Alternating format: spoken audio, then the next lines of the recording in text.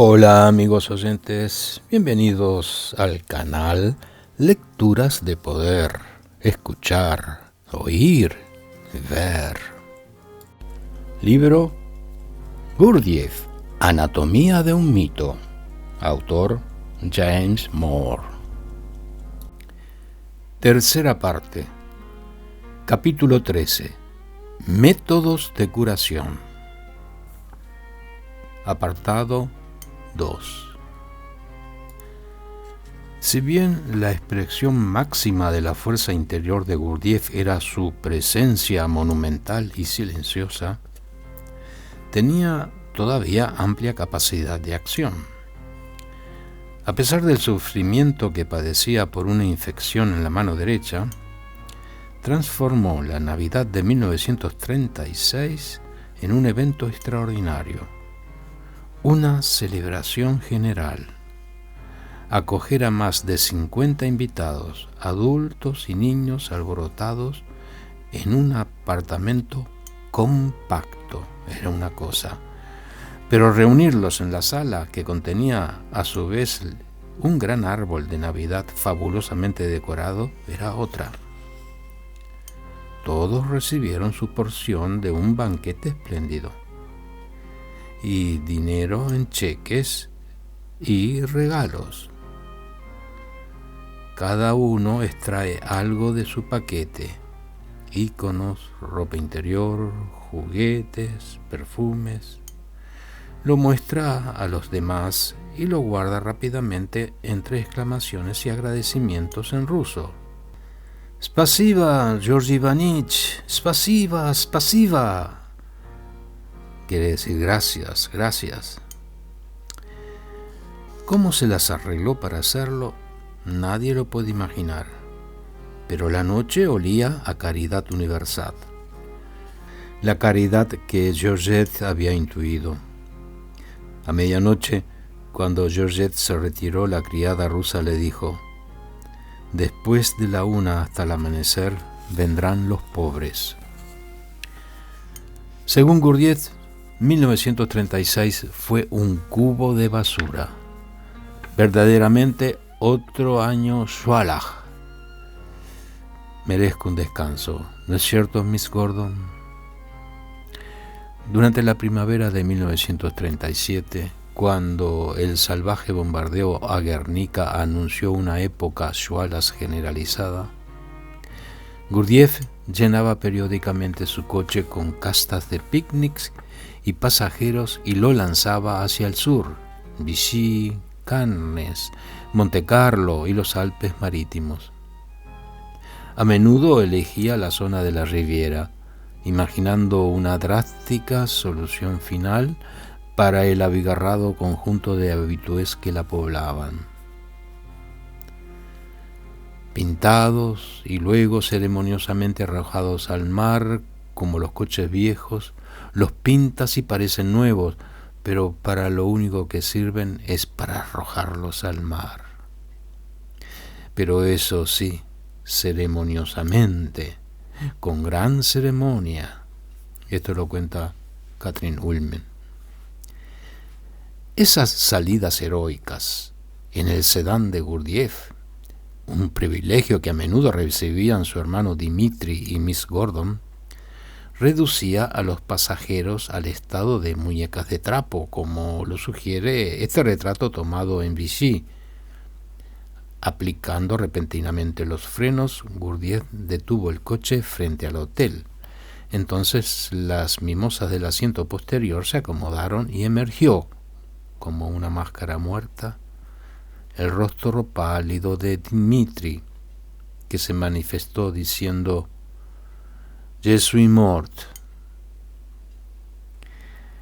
El malestar no era otra cosa que náuseas, pero su exclamación fue tristemente profética. En solo 4 meses se cumplió el veredicto. El 4 de mayo de 1937, Katrin Ullmann y Wendy se embarcaron hacia Norteamérica, suponiendo que su maestro la seguiría. Pero la lucha por la vida de Dimitri esa ya tan conocida lucha contra el cáncer dominó los siguientes meses y cambió los planes de Gurdjieff. Ante la enfermedad de Julia Ostrowska había atribuido su trágica impotencia a la fragilidad producida por su propia convalecencia. Ahora estaba fuerte, físicamente quizás tan fuerte como todo hombre desearía estar, pero no tanto contra el cáncer. San Jorge Víctor era exigente en materia de pago en sufrimiento por los favores otorgados. En agosto, mientras Catherine y Wendy se preparaban para la supuesta llegada de Gurdjieff a Nueva York, recibieron en cambio las noticias de la muerte de Dmitri.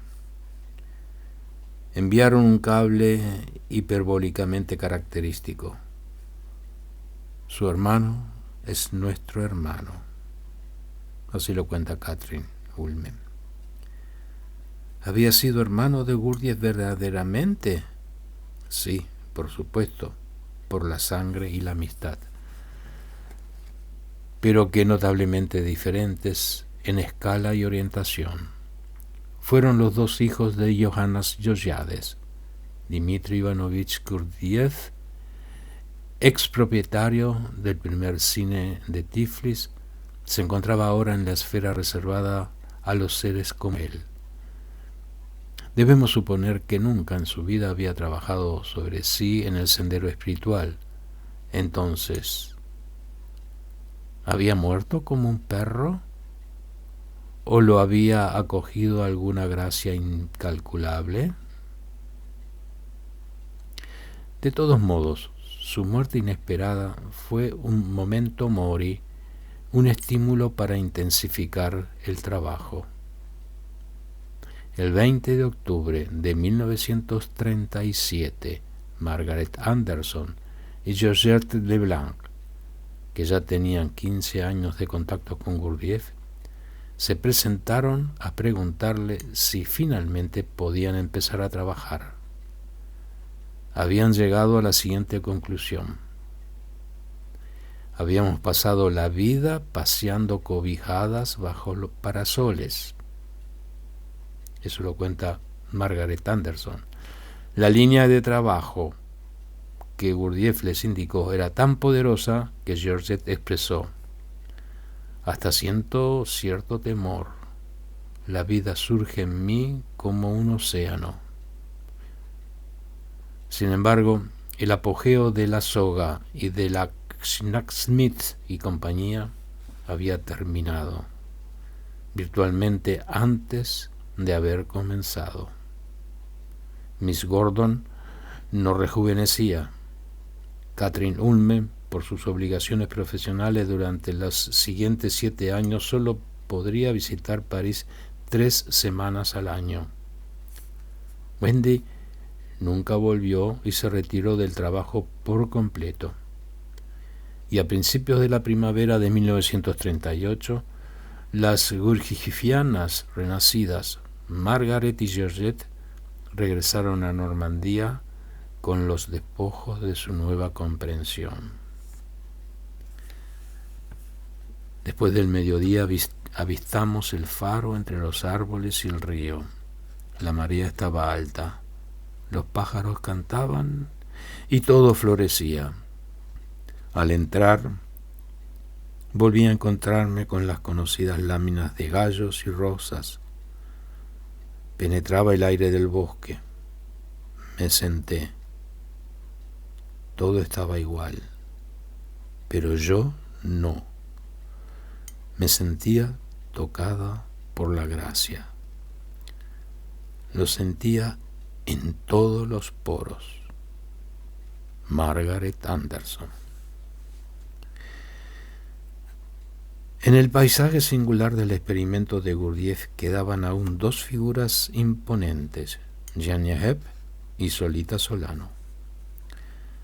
Cuando Solita se transformó en secretaria privada y confidencial de Gurdjieff en 1937, tenía 49 años y su belleza operística parecía no haber sido afectada por el tiempo. Su pelo corto, negro y lacio evocaba inmediatamente el rostro de Catherine Mansfield, un parecido que solo se interrumpía en sus grandes ojos azules. Olga de Harman había desempeñado el papel de secretaria con un toque de inocencia. Miss Solita transmitía lo opuesto. Había sido actriz, reportera y crítica de arte. Había publicado 4 novelas. Había participado de un triángulo amoroso con Janet Flanner y la heredera Nancy Cunard, y de otro con Flanner y Ernest Hemingway. Figuraba como Tuck en el Ladies Directory, y su peregrinaje católico era extenso.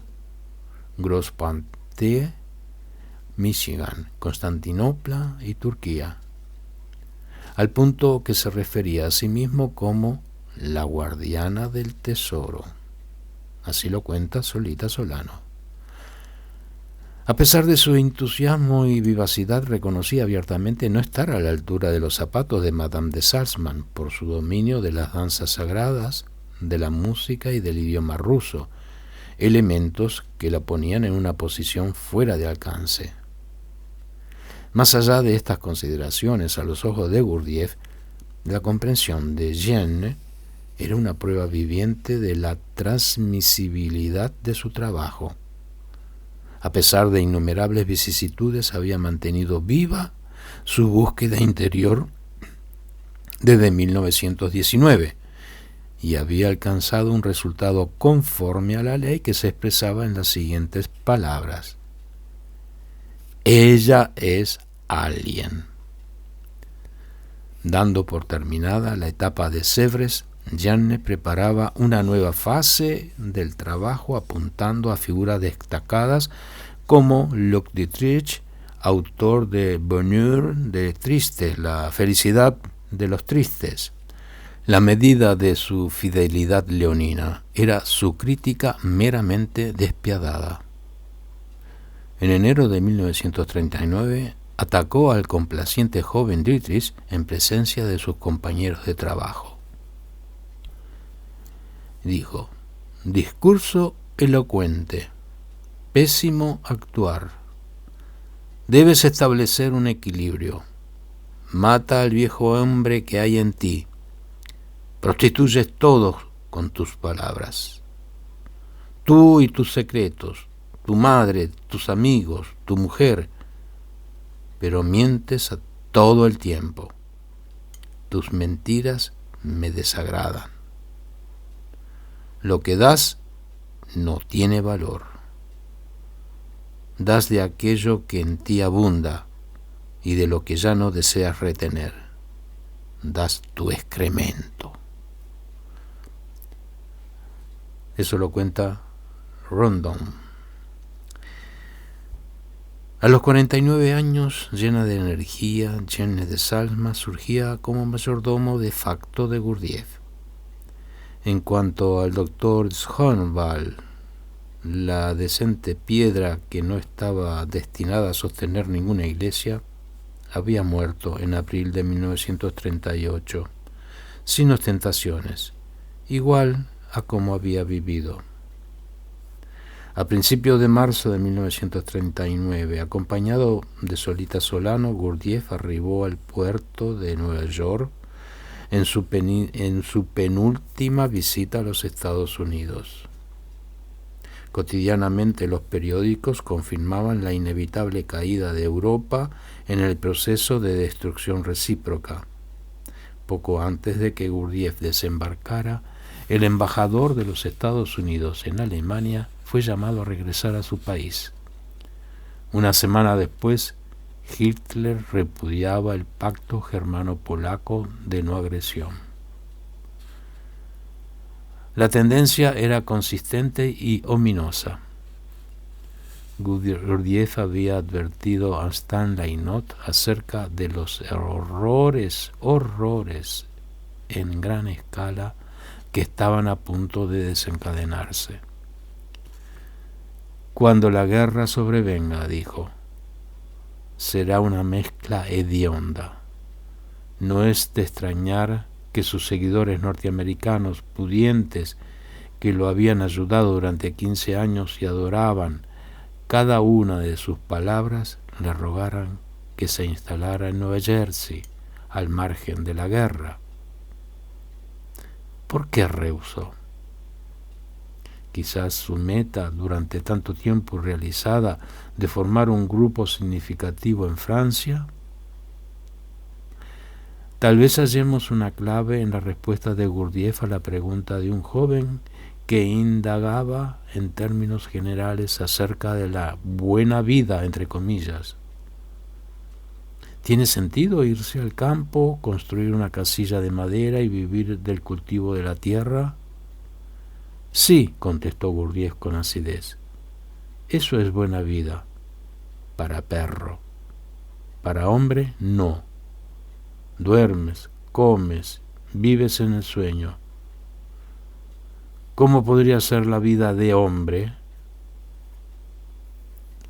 Se lo cuenta Wolfe.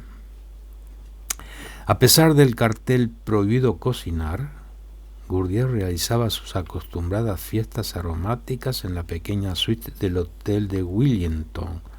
En una ruidosa cafetera eléctrica instalada en el baño, cocinaba a fuego lento los guisados. Los estantes de la biblioteca contenían la vajilla y en la salida de incendio se balanceaban provocativamente unos trozos de cordero. Al no haber podido hallar Armagnac Chateau de la Resigle, como detestaba el whisky bourbon norteamericano, preparaba su propia fórmula. Alcohol de triple destilación batido con huesos de liché y cáscara de limón tostada. Una bebida temible, tan fuerte que carcomió todo el barniz de la mesa, así lo cuenta Katherine Hulme. La lucha del grupo de Nueva York por la observación de sí mismo asumió una nueva dimensión. Nunca pierdan la presencia del ser, aconsejaba Gurdjieff, ni aun cuando están borrachos. Él puede estar borracho, pero su yo verdadero nunca debe estar borracho. Más allá de renovar los viejos vínculos, es difícil percibir qué logró Gurdjieff con su viaje. Se embarcó hacia Francia con Solita el 19 de mayo de 1939. La enorme nave vaciló unos instantes y comenzó a moverse, dejando una estela de espuma. El grupo de Nueva York, afectado aún por la cena de despedida de la noche anterior, esperó hasta que el barco desapareciera de la vista. ¿Quién podía predecir el destino del arca de trabajo en el diluvio por venir? Gurdjieff llegó a Francia y recibió de labios de Jeanne de Salzman las tristes noticias. Se había descubierto que Georgette Leblanc, nuevamente en París con Margaret Anderson, padecía de cáncer. La radiografía de René Daumal evidenciaban una infección tubercular irreversible en ambos pulmones. En Inglaterra, Madame Sophie Ouspensky, otrora una mujer dinámica, estaba ahora postrada, afectada de parálisis y sumamente dolorida. Stanley Knott informó a Gurdjieff que en Inglaterra se sospechaba que solo él podía ayudar ahora a Sofía Grigorievna. Escuchó atentamente, se tomó unos instantes para pensar y luego dijo: haré lo posible para ir, pero ella también tiene que hacer esfuerzo. ¿En qué podía afectar esto a Ouspensky, lujosamente establecido en Line Place, Virginia Water, rodeado de unos 1000 alumnos y con una posición económica asegurada, con un entorno cultural refinado y con el respaldo de mayordomos distinguidos? Parecía casi totalmente calificado para resistir. Parecía. Pero el hombre era menos sanguíneo, desolado por su constante fracaso en contactar con, entre comillas, las fuentes superiores y alcanzar la experiencia mística decisiva, se había entregado al consuelo letal de la nostalgia y el alcohol. 2 veces antes había padecido la vista de Gurdjieff con virtual barrida de su rebaño completo, y esta vez se cobijó en compromisos anteriores. Primero debía consultar con el Consejo de la Sociedad Histórico-Psicológica, completar un refugio a prueba de bombas, ponerse en contacto con el jefe de los derviches Mevlevi y varias cosas más. En escala menor, las maniobras de Uspensky para evitar la visita de Gurdjieff al INE evocaban el frenesí diplomático por contener la avanzada de Adolfo Hitler. Llegó el mes de julio, y las imaginativas postergaciones de Uspensky desviaban la visita de Gurdjieff cada vez más hacia la derecha. Agosto trajo una enfermiza atmósfera de preguerra. Era un tiempo de despedidas. Les di suficiente para trabajar durante años, aseguró Gurdjieff a Margaret, Georgette y Monique, cuando partieron hacia Orgeval, con el coche cargado con todo lo que podrían necesitar: ropa de invierno, jabones, velas, yodo, pasta dentífrica, aspirinas, 2 revólveres y el segundo concierto para piano de Rachmaninoff.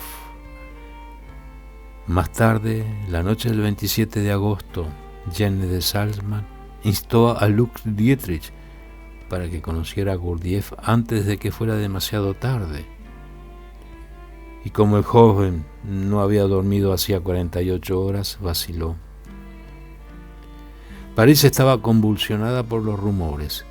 Se distribuían máscaras de gas cuando Neville Chamberlain, respondiendo a las advertencias final de Hitler, manifestó que pasara lo que pasase, Gran Bretaña favorecería a Polonia. Durante un momento fascinante pareció que Uspensky había agotado su repertorio de pretextos y que finalmente Gurdjieff podría establecer un refugio en Line. La situación era grave y el 1 de septiembre de 1939, cuando los tanques de la Wehrmacht embistieron contra Polonia, el destino y la historia confirmaron que la estancia de Gurdjieff en Inglaterra estaba streng verboten, estrictamente prohibida. Ásperos desafíos lo esperaban en la París ocupada. Finaliza aquí el capítulo 13. Métodos de curación. Si les gustó este audio video, envíenme un comentario, pongan un like y reenvíenlo a sus amigos. Muchas gracias por escuchar.